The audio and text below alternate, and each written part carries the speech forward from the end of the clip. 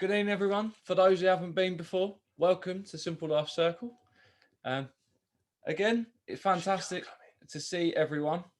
So, this week we've got another packed show, and it's nice to look out the window as much as we enjoyed the snow and be able to get everywhere and not see ice. I enjoyed that one this week, especially. Though the snowman has gone. I'm afraid our snowman from last week, he is officially no more after the rain. I know.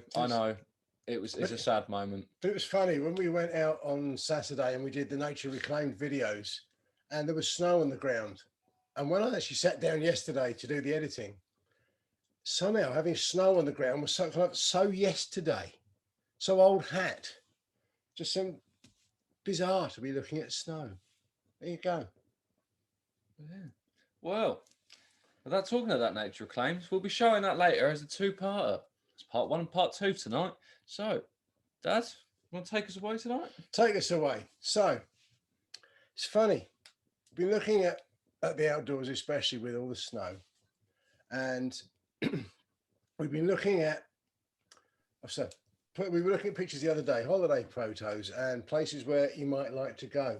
And some of those amazing, fantastic sceneries that you've seen, obviously with mountains sometimes, fantastic lakes, fantastic combinations of and views that are just breathtaking. And even at home, some of those views are just as awesome. And if you remember from last week when we Curzon Abbey walk and that big valley running between kind of Dover and Folkestone, which is a very kind of almost unkent like landscape. And sometimes when you look at these amazing places, you you're kind of a little bit in awe of the world that's around us, and you kind of, wow, this is absolutely unreal. And you kind of sometimes it puts everything into perspective about the fact that we as people like to think we are really super important, and we like to think we're top of the food chain, and we like to think that we have a dramatic effect on the world we live in. And sometimes we look at that and it's a reverse kind of feeling, and we feel, okay, actually we're pretty small in the scheme of things. It doesn't matter what we actually do to this world, it will survive if whatever we do. But it's funny when we look out at that world and we feel how much of it, a part of it, we are.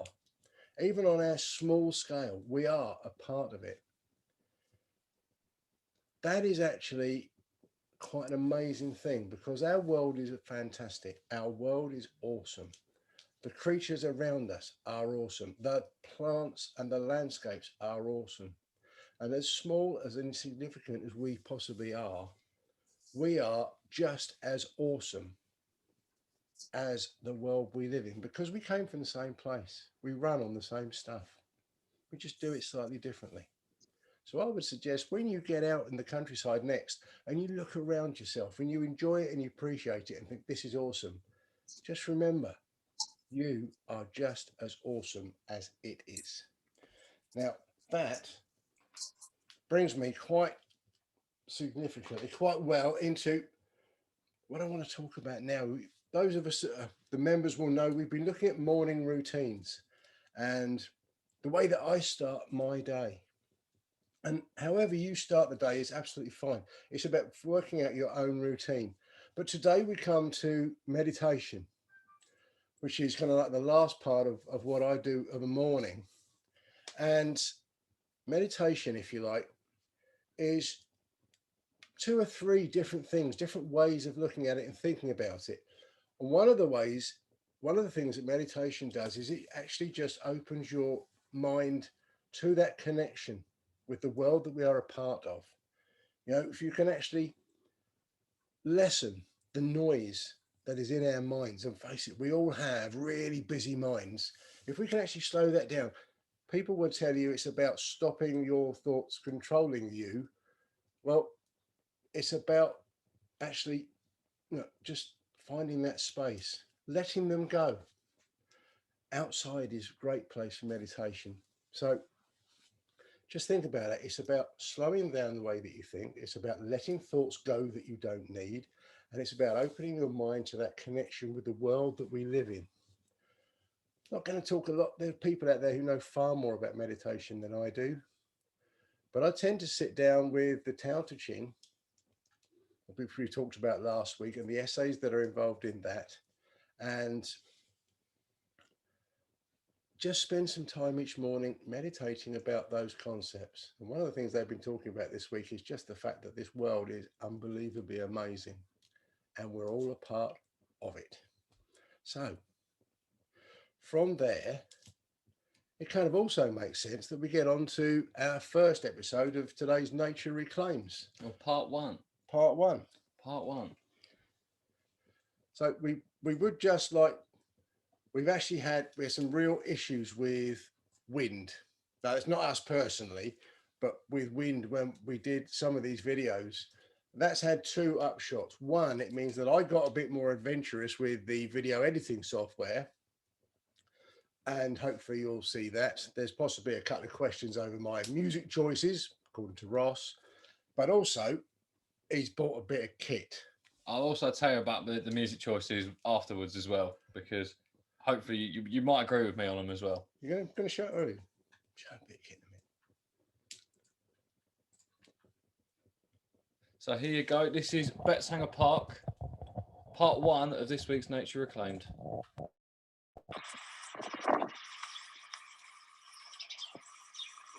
Hello, we're at the old Betteshanger colliery site today.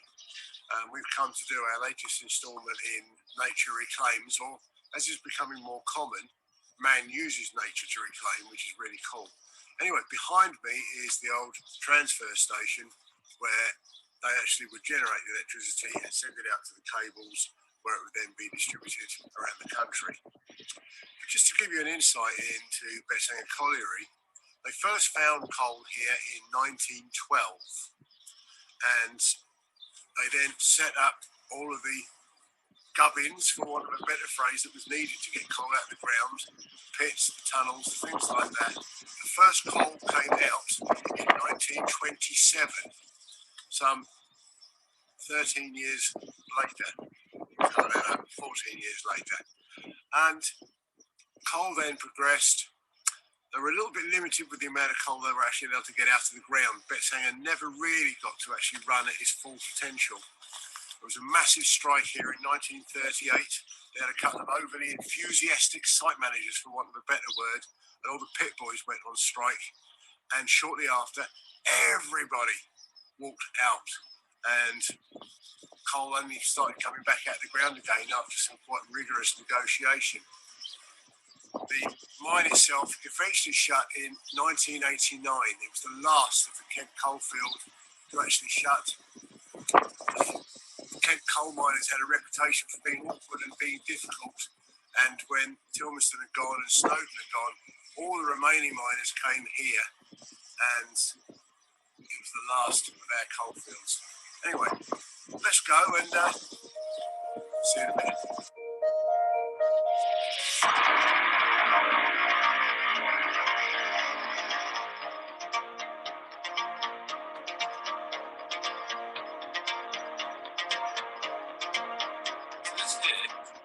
Or as we know it, an elder.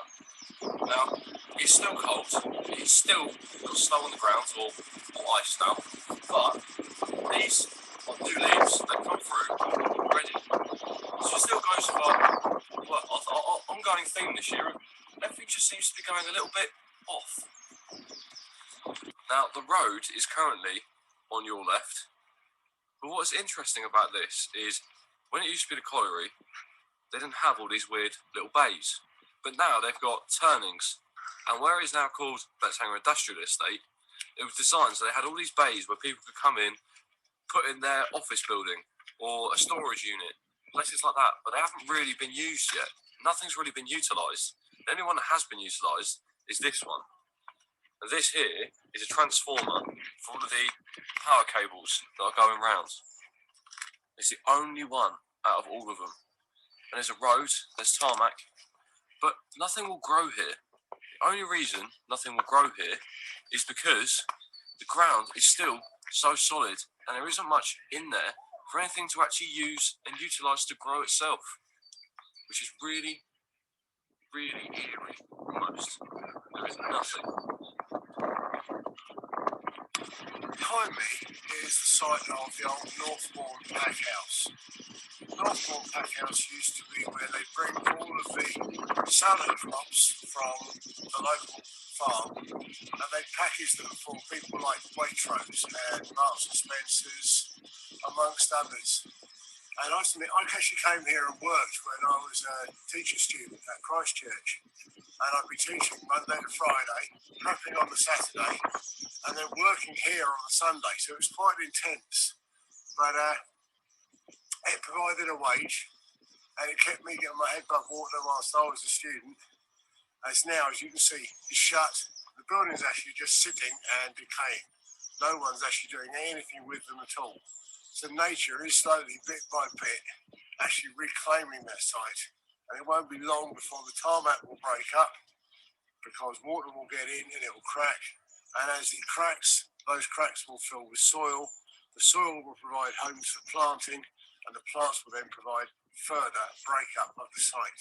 The only real man-made element or of any point with this site now is actually to stop people getting into it.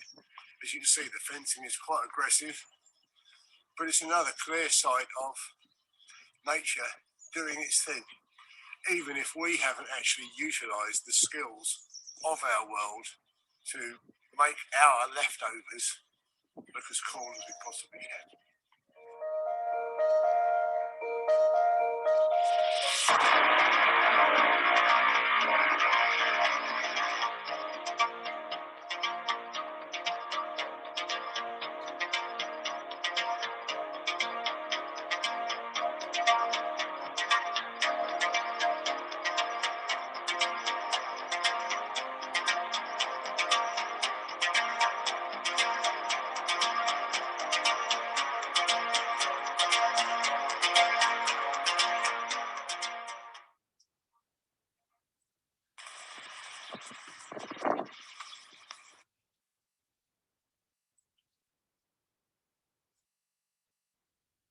Well, there is part one.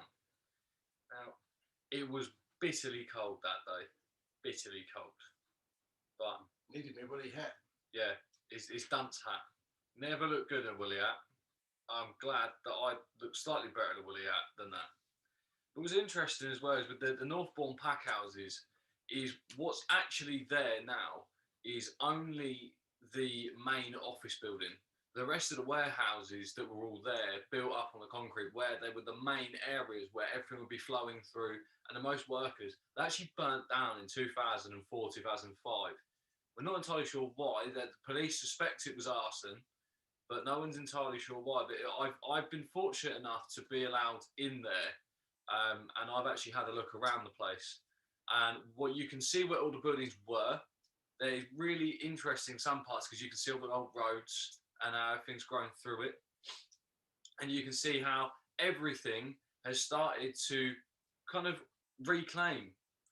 But the main office building is still there, and it was really, really amazing to see because they had old floppy drives. That's how old this place is. That's how old he is. They had floppy drives at this place. I haven't seen a floppy drive since I was about 4. I haven't seen a floppy drive since he was about 4. And they had all the old documentation as well, and it had all the dates of saying what was being bought in that day and what was being left. And the whole place had just been left untouched. There was nothing there that would say, oh, we just kind of packed everything away and left. There's still things out on desks. There might not be any glass in the windows, but the wind hasn't taken all of it away. So it's really, really interesting to see. But since I was allowed in there, they've ramped it all up and they've properly protected it, which is frustrating in some aspects, but I was glad that I got to see it. But what we're going to do on a future episode, sort of following on from when we were at Pegwell Bay, is we're actually going to look at the plants that are the first, if you like, to actually go in and colonise our leftovers. And they're quite often things like brambles will get in there and ivy will get in there.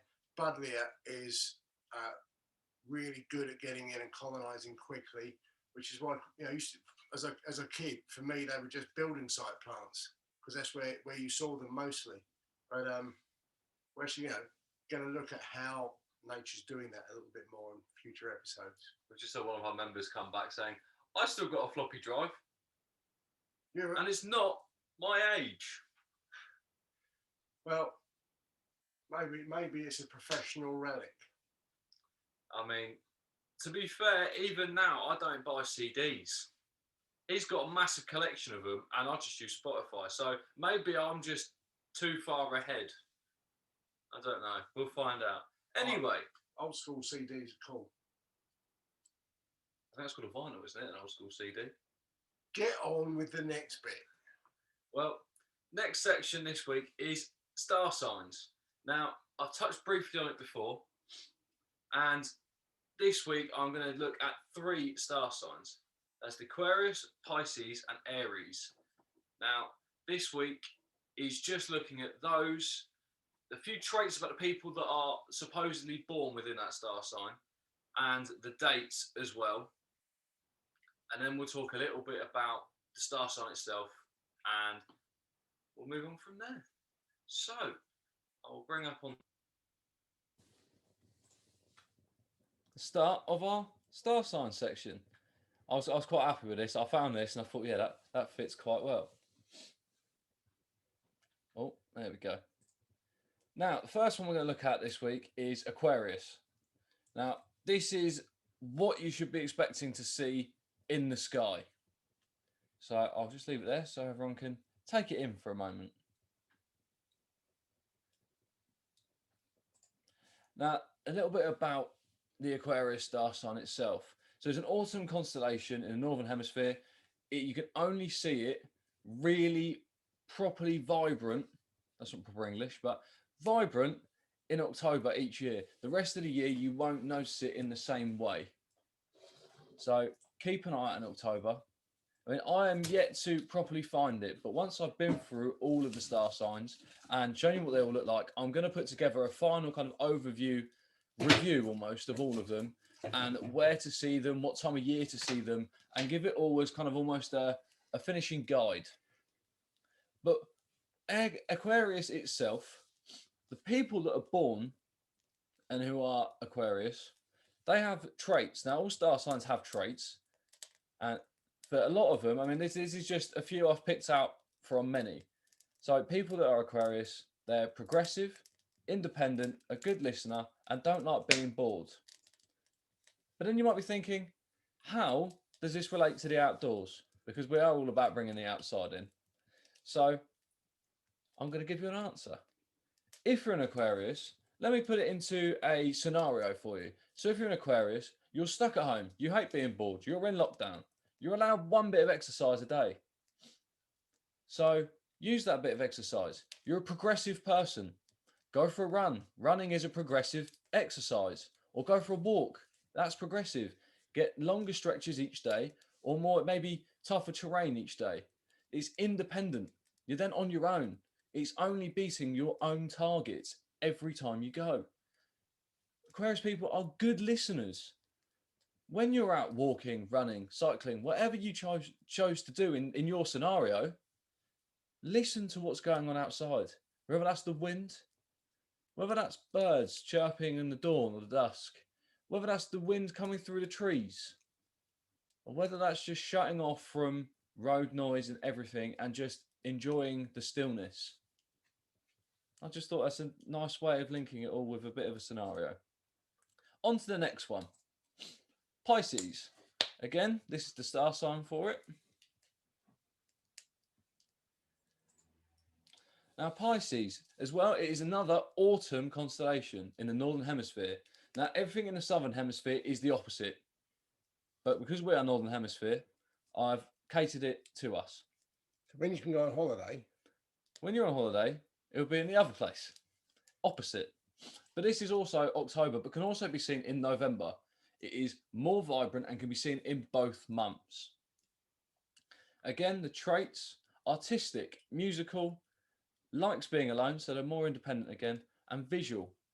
Now, scenario for this one, I was thinking maybe you're bored at home in lockdown and you've got a garden that's starting to come out with colours. I know a lot of our members have been sharing thoughts about daffodils in the Facebook group.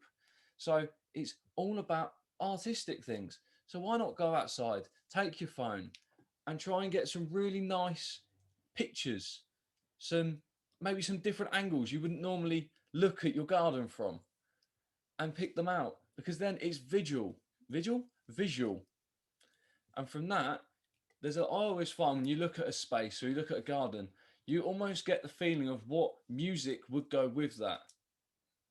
Like we had the music before with Betteshanger Park. I think when it comes around to spring and a garden's full of colour, you've got to have some happy, upbeat music. That's just my opinion. Maybe yours is slightly different. That's what the birds are there. They uplift us. They might not be singing to uplift us. In fact, they're not singing for us at all. But you know what? Because we like to feel that we're important, the birds sing for us. They uplift us. They make us feel awesome. They are seriously musical. But just whatever star sign you are, but obviously if you're Pisces, it's natural. Have a listen to that beautiful, natural chorus, especially at 4 o'clock in the morning. And hopefully that answers the question again. How does this relate to the outdoors? And the last one of this week is Aries. Now, Aries, again, is another star sign. It is much easier to find because it is so much smaller. It's so much more simplistic than the rest. And Aries, this is a winter constellation in the Northern Hemisphere. It can only be seen in December. So you can only see it during that festive month. And I will find all of the locations and I will get them in to a show right at the end for everyone. Now, this one, the traits of the people that are born who are Aries: determined, enthusiastic, enjoy physical activity and individual sports. Well, my thinking with this in a scenario on how does it relate to the outdoors is, if you like physical activity, you like individual sports. I wouldn't quite class it as a sport, but as a lot of people that have been here from the start know, I quite enjoy a long distance walk. So I thought I would relate it to a long distance walk in a scenario. This scenario being my favourite one, the West Highland Way. Now, the West Highland Way itself, you have to be determined and enthusiastic to do it. There are a lot of sections which are tough and it is tricky to do. So you have to be determined. You want to get to that campsite, that B&B at the end of the night. You have to be that. You want to be enthusiastic. I said when I was about 7 or 8 years old, I want to go do this walk. 5 years later, we went and did it. I'm not an Aries. I just want to say so. I'm not an Aries. But you might as well have been. It's the one that describes me the most, I have to admit. It's physical activity. Hiking is brilliant physical activity. It's not like going out on a run. It's not short bursts. It's long durations. It's a lot of endurance that goes into long distance walking. It's the mindset you've got to have that you want to reach the end every night, because you're carrying a lot of weight on your back. I mean, with the packs we were taking, we're easily our body weight some days. Maybe yours. Some days. And again, long distance walking can be an individual sport. I mean, it's technically not classed as a sport, but it's an individual activity that everyone can go out and do. Even if that's on a Sunday walk, long distance walking is the next step from that. So that is the star signs for this week. And I hope you've all enjoyed it. So from star signs, we're going to move on to tits. We're going to have a look. Oh, we've got a couple of things coming to chat. I've only just noticed. I'm getting too carried away talking to you all. That's it. Bring us. So, I'll bring us all back. I agree. Happy uplifting music. I love salsa. Can you salsa dance? Because you can do that with both of them. You're laughing. Oh. I love hearing birdsong from my house. Yeah. I mean, I try and spend some time. I won't give too much away before we get onto my daily routine. It's not quite morning, it's daily routine. But I like to just get outside for 10 minutes, whether that be after a meeting in the morning, lunchtime, evening. See, we're going to have to get some video of you doing a salsa. I will neither confirm nor deny any activity towards that statement. Anyone that's seen Marvel, they'll understand that reference. Now, yeah, I like to get outside and just sit for 10 minutes, take a coffee, a drink, anything. And I would just like to sit there and listen to everything that's going on. I sat out there the other day and there were 2 blackbirds having a squabble. That was quite entertaining. It ended up being 15 to 20 minutes more than anything else. Let's crack this on. We're going to crack this on. We're going to We're going to start with a little bit of video. It's a video of long-tailed tits, which were kind of part of the inspiration for this. So we're going to move swiftly on. So whilst Ross is just setting out, it's funny, when I was teaching, especially in year 6, or when I used to go with the RSPB, and you'd mentioned tits and they'd all titter. Giggle. Anyway, yes. Shot a little while ago, but here we go. Simple life circle. You can see these little birds flitting about, or calling, I'll be quiet.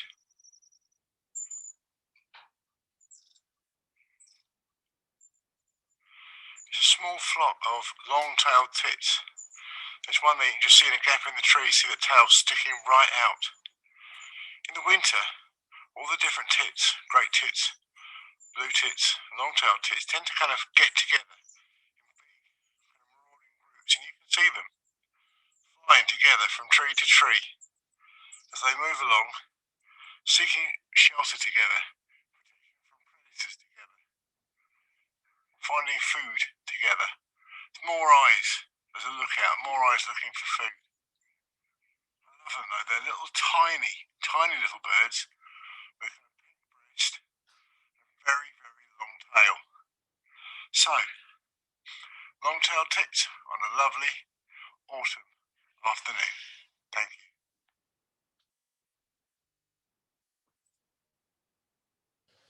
So we've got a PowerPoint and we're just going to look at 5 of the tits that you can see locally. The first one here is the blue tit.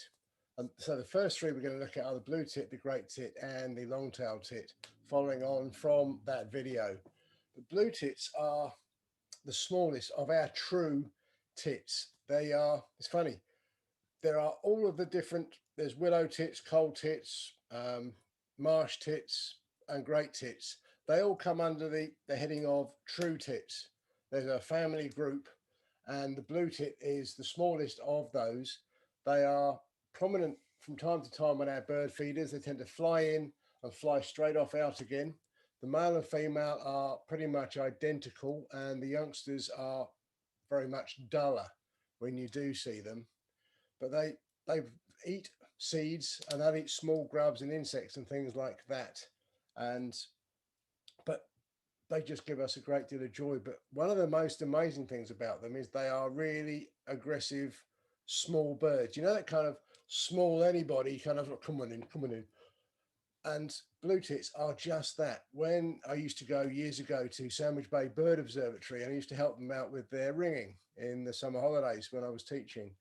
And if you got a blue tit in the nets, once you carefully untangle it, or even whilst you were trying to carefully untangle it, they would be pecking away like Billy-O, and they really could hurt because they were seriously aggressive little fellas. But they are so bright and they are colourful and they are a joy to have in our gardens. You can't generally tell them by them. They have such a wide range of noises and clicks and ticks and sounds that they make. They're hard to identify. I mean, you can probably just sort of say that'll be a tit. You maybe even, if you're really good, be able to say that's a blue tit. But obviously you can see why they're called blue tits.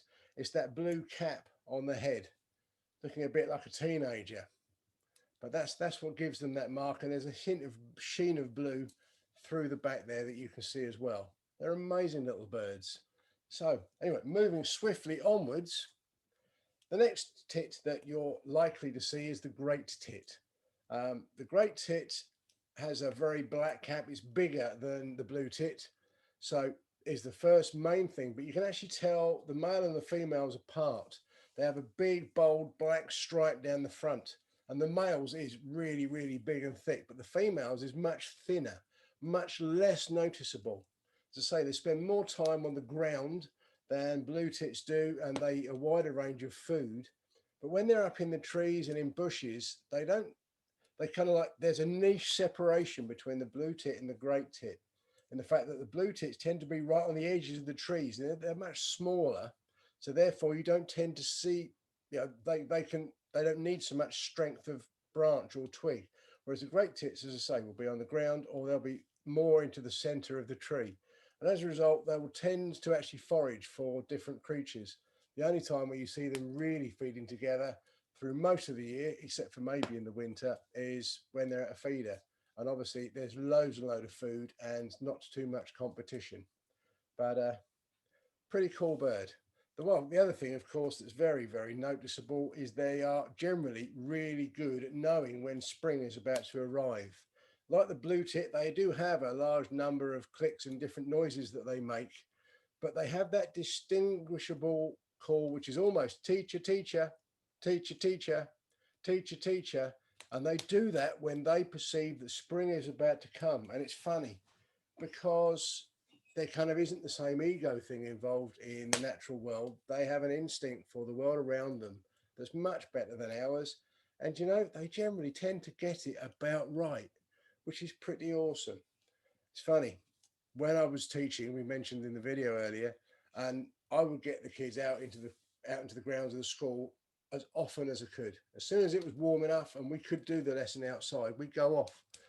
And the kids didn't call them a great tit. They used to call them Mr. Pollard's teacher bird. Anyway, moving swiftly onwards, sir. This is the Colt tit.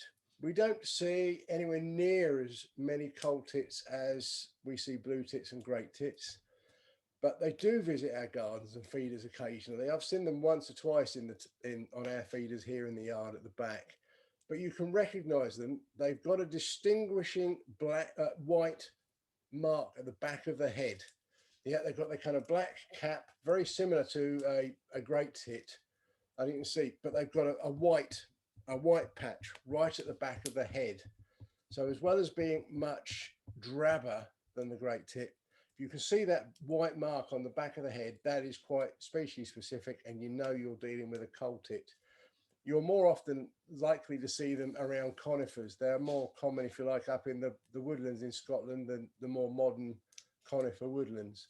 But you do see them down here. They are widespread, even if the numbers are not that common. Moving swiftly onwards again. So these are the characters that were in our video just now. They are amazing little birds. You see them very much in flocks, and they quite often can be really, really pink. But they get that. But they also, if you could hear them on that video, they almost sound like those kind of plastic dog toys. They've got that little kind of thin, squeezy kind of character sounds to them. They do come into gardens occasionally, but not a great deal. They're not really feeder birds. And unlike the blue tits, which will nest in almost any box as long as the hole is small enough, they actually have these kind of round, kind of oval shaped nests that actually they've got a roof on, which is quite novel in the bird world, and a hole that goes in the front. And you can get kind of half-made long tit nests. And we've got a couple in our garden, but unfortunately they've never, ever been used. But I guess if you like them to be used, it's one of those. If you put it up, there's a chance that it will get used. If you don't, then you've got no chance. Now, these are not in our group called True Tits. These actually have a family group all of their own, and it's called, well, I'll tell you, it's called long-tailed tits. Really imaginative, and there's only one species of tit in that grouping. But they are quite amazing birds, and when you get to see them, you can't miss them because they're really noisy, and they all fit through. You just get that long tail with a kind of pink body. Okay, and then our last one for now, the bearded tit. Now, it's quite possible that although you can see them locally, that you probably haven't. I've only seen them a couple of times. Bearded tits are found in reed beds. You know, they've got them over at Stobmarsh, and you can see them in there, and you tend to sort of like see them vanishing. They don't tend to hang around or stay sat down for very long. How do you kind of tell them? Well, they've got a very distinctive kind of dun brown color with the gray around the head, but they've got these kind of Mexican gringo moustaches. You know, you can imagine the kind of rock up with that big moustache. If they had a couple of 6 guns and all the rest of it, that would be your bearded tit. And whilst on the subject of true tits and not true tits, they're not actually tits at all. They just tend to look a bit like a tit, and they're actually in a group of birds called babblers. quite sure why they're in a group called Babblers, but they are in a group called Babblers. But it's anybody who was here. I think was it last week we did the Darwin's finches. Last week or the week before? It was recently. Week before. The week before. That was it, because we did the walk last week. So it was in 2 weeks ago, and we did the finches, and we did the finches because we wanted to look at the way that birds vary in their niches. And again, it's quite similar with the tits. They all have quite separate places. I've already spoken about the blue tit and the great tit, and the fact that Colt tit likes the conifers. The long-tailed tit, they tend to get in the hedgerows, and they stay there all year. They get joined, as I said on the video, by the great tits and the Colt tits, and they get together as a kind of altruistic behavior, you know, strength in numbers.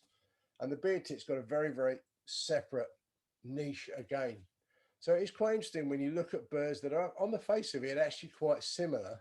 But when you look at them a little closer, you can actually see that they're all slightly different, and they're adapted in slightly different ways with a specific purpose. Couple of things in the chat after that. Ooh. So after showing the bearded tit, I actually am in the same boat as a gentleman that has said never seen one. I have never seen one either. I have seen lots and lots of blue tits, lots and lots of great tits, lots and lots and lots of long-tailed tits, but I have never seen a bearded tit. Never, ever have I seen one. Well, probably the best place to go would be Stobmarsh National Nature Reserve. Have been there for a while, but again, you've got to get into the if you actually follow the main footpath that goes out towards Grove, then as you go past I think it's gone now, but there was a big marsh hide, and if you go past the marsh hide, there was a vast reed bed on the left, and that was a good place to see them. And again, we're actually popping over to Stobmarsh this weekend for next week's session, so I can't promise we'll get any bearded tits, but you know what? If we can, we'd love to, and we'll see. If we're very lucky, we might even get some harriers. Also got another one. We have a lot of blue tits and great tits in our garden. I love watching them. They love the sunflower seeds I have in the bird feeder, as well as the peanuts. Yeah, it is. It's weird. We to put out deluxe wild bird seed, and I put out the black sunflowers, and the tits never go on the deluxe bird seed, even when the sparrows are not hogging it. They always go for the sunflowers. It seems to be a common factor in our garden. We have two predominant feeders. One is sunflowers and one is the mixed seed. And we used to put fat balls out, but the fat balls just never really took off in our garden. No, nor the peanuts. No, we just seem to be attracting more squirrels to our bird feeders than anything else when we used to put those out. But we've got different arrays of feeders in our garden now, and we've got the window feeder, and that gets filled with sunflower seeds, and it's frustrating because you ever go out to the office and you sit there and then you think, oh, great tit, phone, try and take a video of it. By the time you've got your phone out and taking a video, you've either scared it off yourself or it's gone, I've had enough, I'll be back in 10 minutes to do the same thing to you again. I know, you know to say don't work with animals and children, and I'm presenting a show with mine. He loves me, really. Couple of other things as well. Many happy memories of watching blue tits fly the nest as I was growing up. Absolutely, it's amazing. Just about, you need to make sure with a nest box that the actual hole is only 22 millimeters, because if it's any bigger, they won't use it. But just about every box that you put up, providing it's not facing, well, just don't face south or north or one or two other directions, and they'll use it. They're not that fussy. You can put them up now, and there's every chance you'll still get blue tits in your gardens. We do sell bird boxes. We do have tit boxes. Tit boxes. And we've got a robin box too. We do. We have a tit box and a robin box and a bat box and a hedgehog box. Bird boxes, we have a lot. Yeah. The window feeder I put up has had a robin feeding from it. That's pretty cool. That's amazing. Cool. Yeah, it is really cool, because robins generally struggle with feeders. So if you've got one that they're actually using, then that's fantastic. Because all their legs are so long, they do struggle. But they are the bravest birds you will ever find. I think they are truly brave. So maybe they've seen you on the other side of the window and gone, you can't get me because there's glass here. You never know. They're smart little fellas. They are smart as well. Fellaresses. Well, if you want to know a bit more about robins, we will be putting out some more stuff on robins shortly. So keep your eye on the Facebook page. Indeed. Right then. Well, we better move on to Nature Acclaim Part 2 for this week. So I will bring it up on the screen for everyone to view.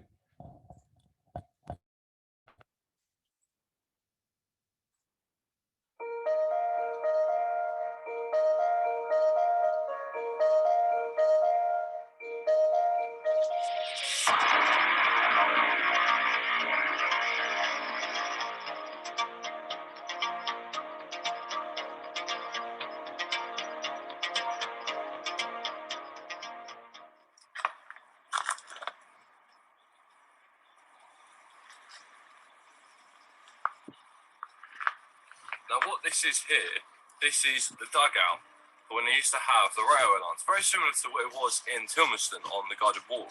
And they would dig these tunnels out and they would put the railway lines through. Now those railway lines we only use just to transport the coal or any materials need to come into the coal mine and out of the coal mine. But in current day, it's all kind of, it's not as deep as it was back then. It's all kind of grown over a little bit. Nature's taken it back. All the big trees, and there's also now the footpath that cuts through it, takes you back into the industrial estate.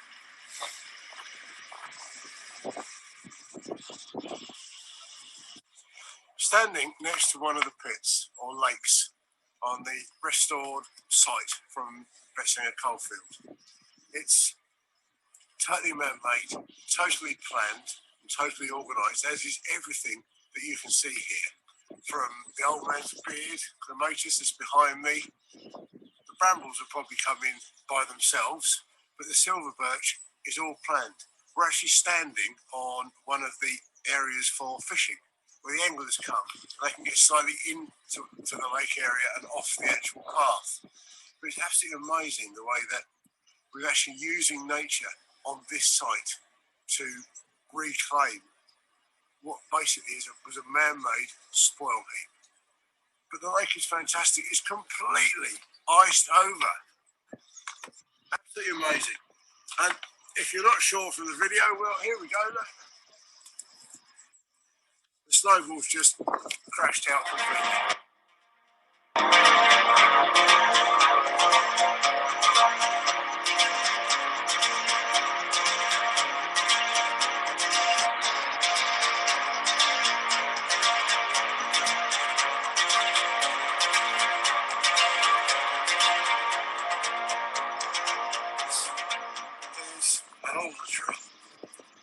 This time of year, they're much bigger and much straighter stemmed than the hazel that we've talked about before. But again, it's these catkins that mean you can tell what the plant is, as opposed to an elder, if you like, which is very similarly named. This is elder with an A, elder. An interesting point though is that the leaves of an alder are quite sticky, and people have traditionally actually taken those leaves into their homes and use them in the summer as fly traps.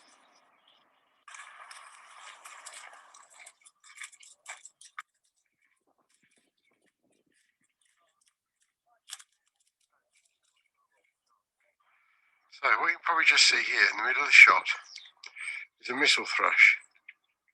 It's similar to a normal song thrush.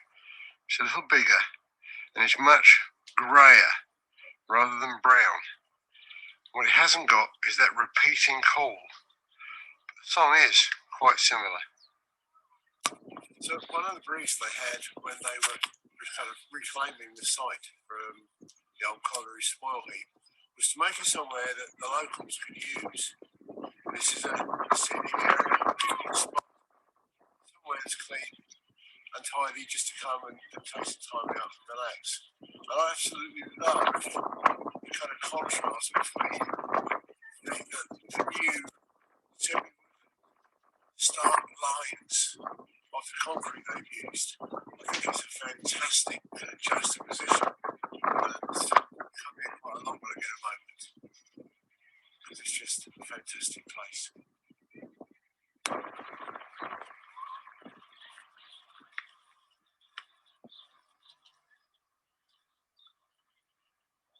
Now behind me is what you see is the skate park.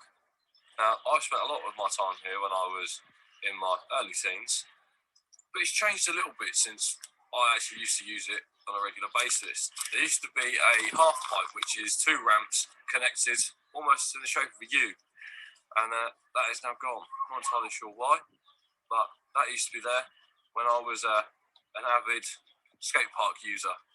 But it's also brilliant because all of the locals have been able to use it throughout the snow, sledding. They've also been able to use it throughout the summer, and it gives kids something to come and do.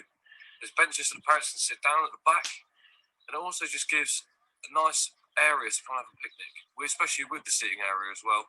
And you also get the opportunity to tire the kids out, and it's just fantastic to see. Truly fantastic.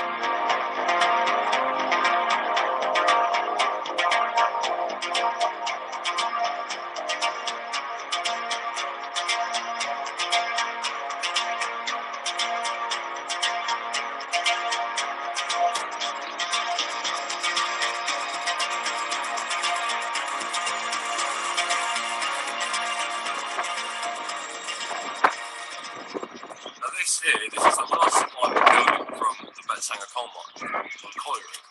Now, this building is now called Almond House, and it is now used just as offices. It's really interesting to see because none of the other buildings have stayed. This is the only one. Be me, but I think the music used in that should be part of a Tron movie. Imagine going along on there on the motorbike in Tron Legacy, going along with that music in the background. I thought that's kind of the music we were going for. Almost a little bit of a scenic movie out of Terminator as well. I liked it. Anyway, we had to edit a shot out because it was so, the wind was so loud you couldn't. I was just standing there doing this, but you actually enter the Betteshanger Park area by the social club now, off of a road called Circular Road. Now, a lot of the miners that came down for the Kent coalfield came from northern counties of England. And one of the things that they did, they brought their greyhounds with them. And they actually used to use Circular Road for greyhound racing.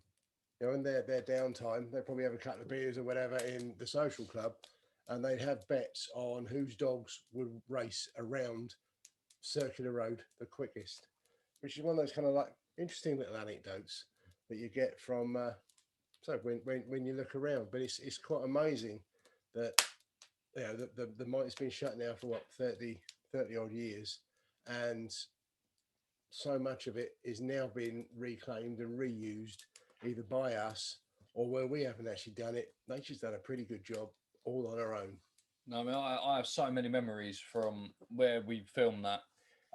One from going into Kent Salads. There's also a park the other side of the Northbourne pack houses, which I've spent a lot of time in because it was the only goal locally to us, the only football goals with nets, which was quite an exciting thing. So me and my mates used to go there when I was in my early teens, and we also used to have our scooters, BMXs, skateboards. So we spent a lot of our time at the skate park as well, although it has changed a little bit since I was last there. And it is, and even then as well, whether if I can think the name of it now, the only bit of the industrial estate being used, and the name of the building has gone completely out of my head. Almond House. Not that, the other one, the one for the power cables in part one. Transformer building. That building, the other side of that is a big woodland, and in that woodland is a load of concrete structures that were part of the coal mining system. And there's one of them where you can get underneath, and it's almost like a pillbox, but it's not a pillbox. And we spent a lot of our time playing manhunt, and we would put all of our stuff and hide it in there, and you could lose your stuff in there because no one would see it. So you put everything in there, and no one was ever going to pinch anything if they were walking past. So everything went in there, and we'd be playing hide and seek and games in that woodland. So I've got a lot of memories from where it's all been reclaimed. It's also part of the walk that we went on today is a part of one of the 5 senses walks that we do when we're actually allowed to go out with people, and we actually start at that car park and we walk around through the old coal site, and we go through Northbourne Park, and we go through the old Foulmead kind of drainage area, floodlands, which is really quite cool. There's a few people agreeing with me that it should be Tron or robotic music. Few people agreeing, but we do have to apologise for some of those clips being windy. However, we have been upgrading yet again. We bought a microphone for the shows, and what we now have is a big camera with a lens and a microphone on top. So hopefully we can now reduce the amount of wind noise we get, and also the amount of clips that we can't use due to the wind. So hopefully we're improving the show week by week, which is nice to see. Absolutely. Anyway, on this subject of improving the show week by week, we have to we spent, don't get me wrong, we absolutely love it, but it takes a fair amount of time to actually get these shows together, and obviously we're spending a few pennies to make them the best shows that we absolutely possibly can. But to do that, to improve the quality of our product and keep doing it and put the time in that we'd like to put into it, we do need more members, because members are the lifeblood of the show, as well as helping us to put this together. We're trying to build a community here of people that help and support each other away from the shows as well. And what we're doing that for membership, we're asking people if they could contribute £19 a month. What do you get for £19? Obviously, you get all 4 shows. You get access to all the back catalogue of all the shows. You get the Facebook group, which is exclusive to members as well. We give you 15% off all our products, whether that is nest boxes, bird boxes, bat boxes, hedgehog boxes, robin boxes, and when we can get out and do the walks, we'll give you the 15% off of those. But we also will send you one of these, either the 3 senses. 3 senses. 3-year pond. Don't know my own books. 4 keys, or the 5 senses.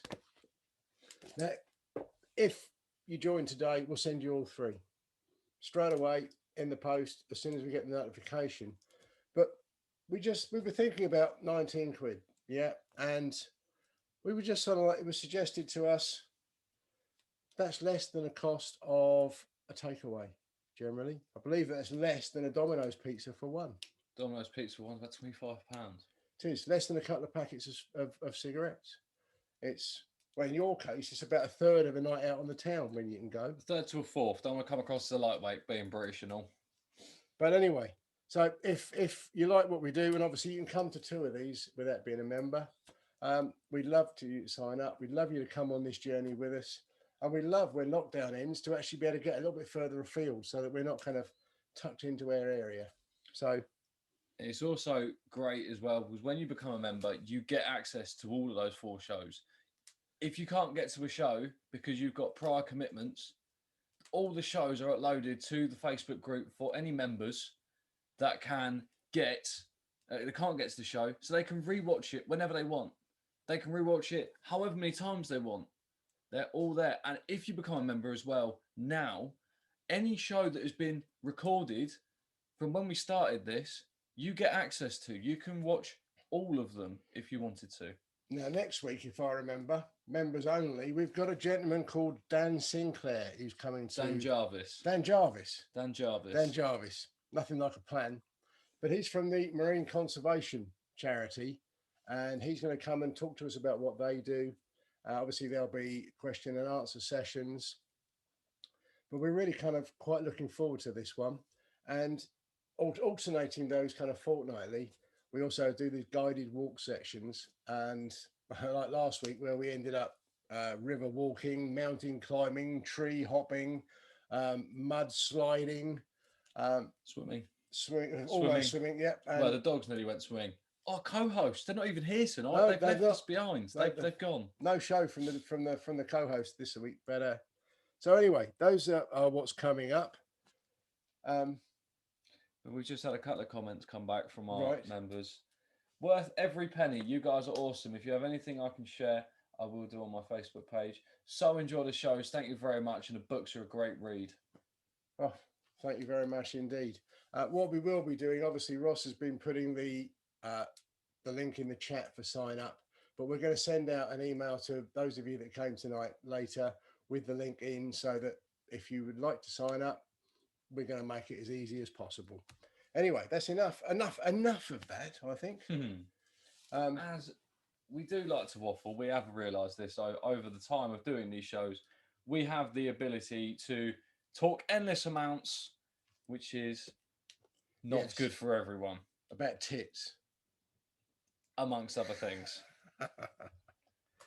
So anyway, oh, hello. We've probably got close to kind of wrap up time, aren't we? We've got 5 minutes left, which I think is close to wrap up time. I'll give you a quick little bit more about our guest next week. Yeah, his name is Dan Jarvis. He is based in Cornwall, but he is always between here and Kent and Cornwall, because they do a lot of swapping with seals that need homes between here and there.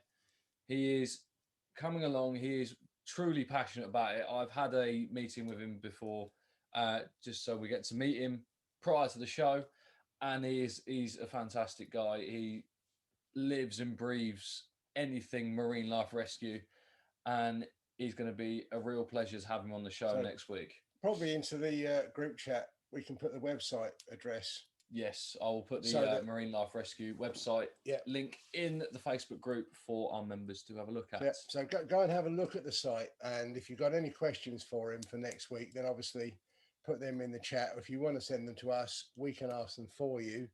But basically, he's got a pretty tough act to go following the guests that we've had so far. But we're looking forward to seeing Dan. And we've got a gentleman who's from Foxes, I believe. Yes, in March. We have Trevor from the Fox Project coming along at the end of March. He is going to be talking to us because that is around the mating season for the foxes. So there'll be cubs, and generally that's when the fox population starts to rise again. And he'll talk to us about seeing them in the country, seeing them in urban areas, everything like that. I do believe someone has just put a picture of their pet fox in the chat. So that would be great to see as well. And I think that is about time. So thank you everyone for coming this evening. I'll pass over to Dad in a minute just to give us a few final words before we finish. If this is your first session, we really hope you've enjoyed it. We thoroughly enjoy doing these shows. Hopefully it shows between the two of us that we absolutely love doing it. And we would love to see you sign up because we have so many plans, so many ideas. There's talk of an app in the background as well. There's lots of things going on, and we really hope you do enjoy, and we really hope you sign up. Now, Dad? Okay. Just following on thoughts, and we've talked about being outside and how it's a healing place. It's a place where you can take your thoughts, and those that you don't want, you can let them blow away on the wind.